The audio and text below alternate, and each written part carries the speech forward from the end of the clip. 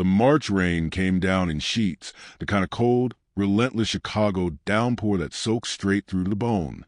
Sarah rose and gripped the steering wheel of her minivan tighter, windshield wipers fighting a losing battle. As she turned onto Maple Street, just after 9:17 p.m. on a Thursday night that was supposed to be ordinary, she had landed at O'Hare 2 hours earlier, 2 full days ahead of schedule. The New York deal had closed early, and all she could think about was surprising her boys, slipping in quietly, tucking them in, maybe waking them just enough for sleepy hugs and whispers of Mommy's home. She had even stopped at Manny's Deli for potato lax and brisket, because Noah had been begging for real food, not hotel food, on their last FaceTime. What she found instead stopped her heart dead in her chest. There, on the wide front porch of the house she and Jacob had bought right after the twins were born, the house with the blue front door and the mezuzah Jacob had kissed every single night, sat Noah and Aaron, 5 years old, barefoot, soaked, arms wrapped around each other so tightly their little bodies shook as one. Their kickballs were dark, heavy with rain, plastered to their curls. Their lips were blue.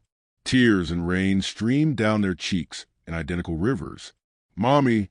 The scream tore out of them the second her headlights swept across the porch. They ran, slipped on the wet grass, scrambling up again, tiny fists pounding on her driver's side window before she could even kill the engine. Sarah was out in the storm in seconds, on her knees in the puddle that used to be her front walk, pulling them into her coat, into her skin. They were ice. Babies, oh God, why are you outside? Why are you wet? Who? Noah's teeth chattered so hard he could barely speak. Abba, Ethan said we had to wait out here until the lady left. He said if we came in too soon, something really bad would happen to you. Mommy, he said we'd never see you again. Aaron, always a quieter one, just buried his face in her neck and sobbed. Sarah looked up. Second floor window. Their bedroom, the one with the soft gray curtains she'd sewn while pregnant, humming Nigginum to her belly. The curtains were open 6 inches, and in that gap, lit by the warm glow of the bedside lamp she bought on their honeymoon in Jerusalem, she saw her husband, Ethan Klein, the man who had kissed her scars from childbirth and promised to be the father her boys deserved, moving over a naked woman she didn't know. The sound that left Sarah's throat wasn't human.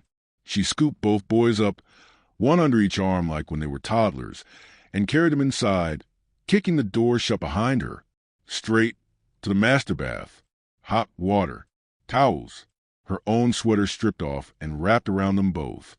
She rocked them on the tile floor while the tub filled, whispering every bracha she could remember, every promise, every I love you until their shivering slowed.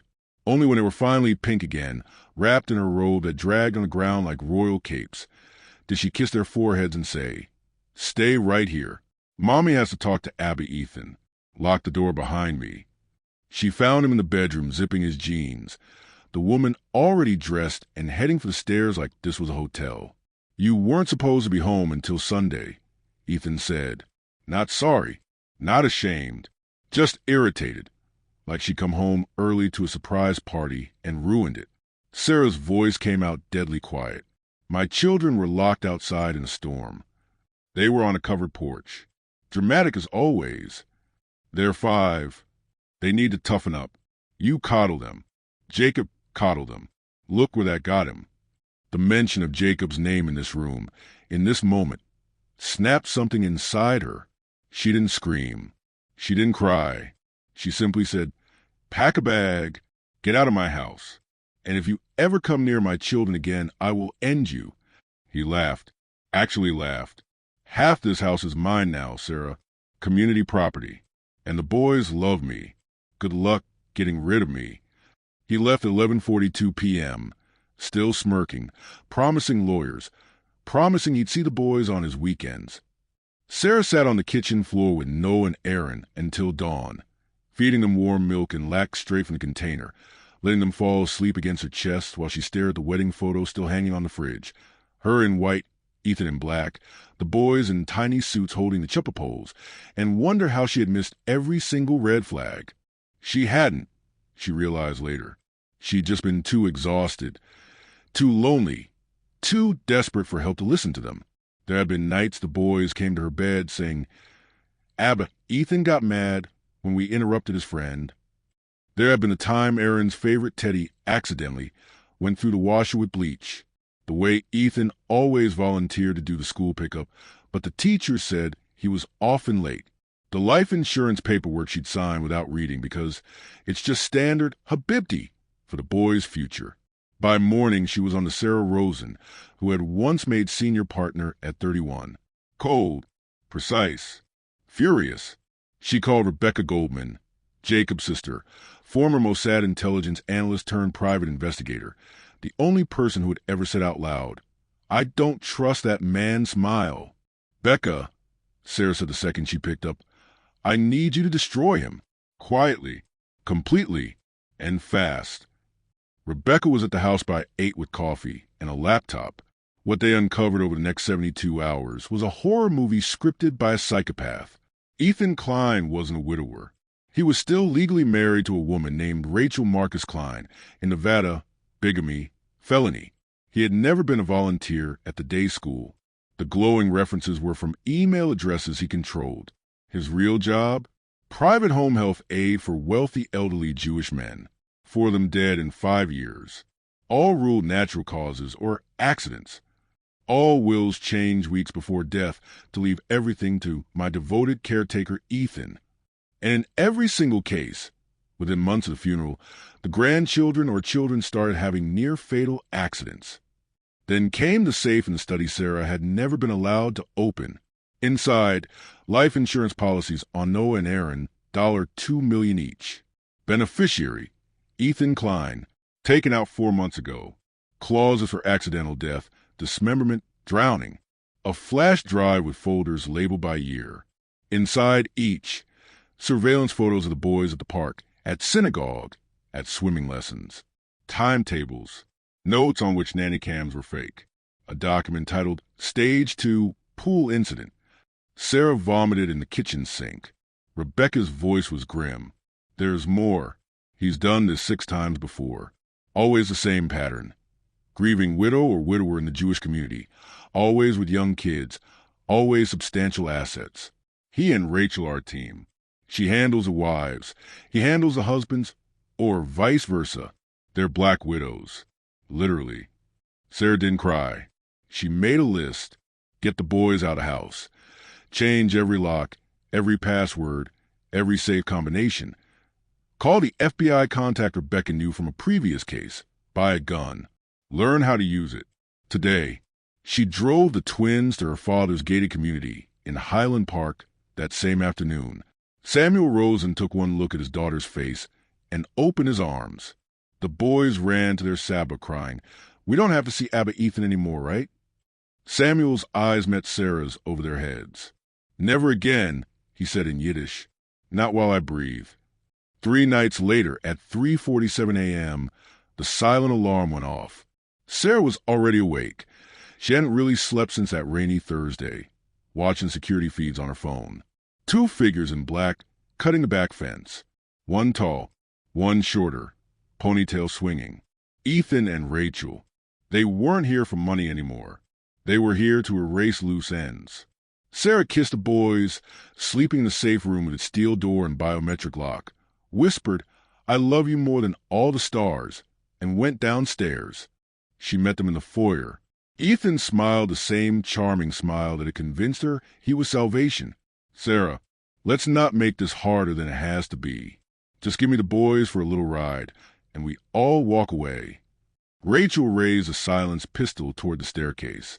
Sarah raised the .38 she'd bought and trained with every day for 72 hours. "You will never touch my children." Ethan sighed. "You're being irrational. They're half mine now." "They were never yours." Rachel laughed. "You think you're the first mommy bear we've dealt with? They all break eventually." Sarah's voice was ice. "I'm not them." The next 10 seconds happened in slow motion and lightning all at once. Red and blue lights flooded the windows. No sirens, just a dozen FBI agents moving like ghosts. Rachel swung the gun toward the stairs. Sarah fired first. The bullet took Rachel in the shoulder, spinning her. Ethan lunged. Sarah sidestepped. Thank you. Krav mega classes after Jacob died, and brought the gun down on his temple. Agents poured in from every door, shouting, FBI! Drop it. Rachel screamed as they tackled her, blood blooming across her black sweater. Ethan tried to run, and took 3 tasers to the back for his trouble. Sarah stood over them both, gun still raised, until an agent gently took it from her shaking hand. Ma'am, it's over.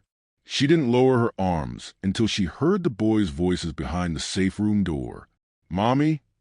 She ran. They met her halfway down the stairs, launching themselves into her arms like they had that night in the rain. She held them so tight she felt their heartbeats sync with hers.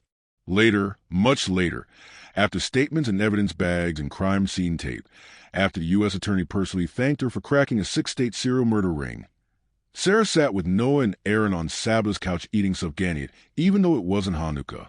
Mommy, Noah asked through a jelly mustache, is a bad man gone forever? Yes, baby. Will he ever come back? No.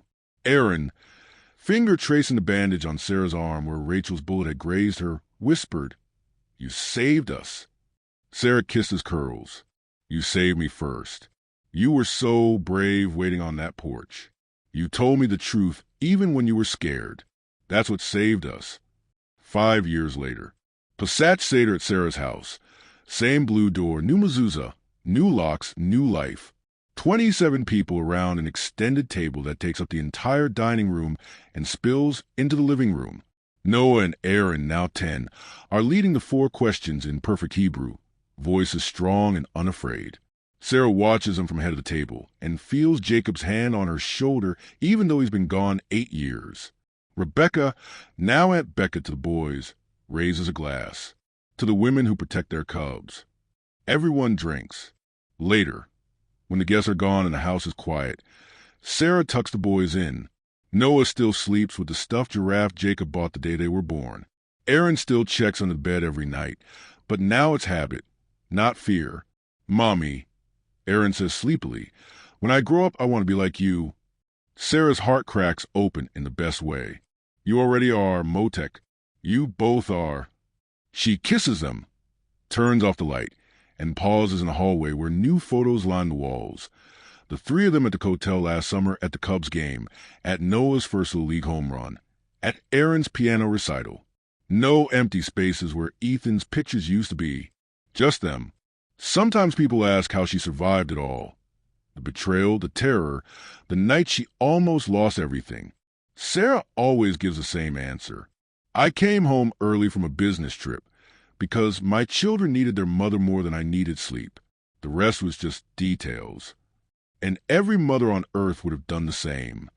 Every March, when the rain comes down hard in Chicago, Sarah opens the front door and stands on the porch where her babies once waited in the cold. She breathes in the wet air, touches a mezuzah, and whispers a Shekhinah for having been kept alive, sustained, and brought to this moment. Then she locks the door, sets the alarm, and goes upstairs to check on her sons. They are always warm. They are always safe. They're always, always hers.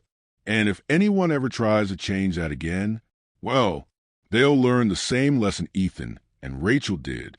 You do not come for a Jewish mother's children. Not in this lifetime. Not ever.